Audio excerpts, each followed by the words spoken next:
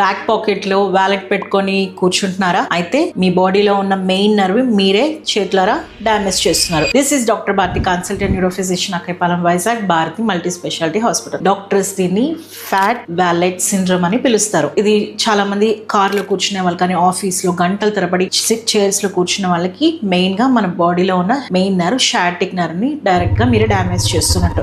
షయాటిక్ nerve అనేది మన బాడీలో బిగ్గెస్ట్ నర్వ్. అది మన లోవర్ బ్యాక్ నుంచి లెగ్స్ లో ట్రావెల్ అవుతుంది. రోజు రోజుకి ఆ నర్వ్ మీద ప్రెషర్ ఎక్కువైతే నర్వ్ ఇరిటేషన్ అవుతుంది.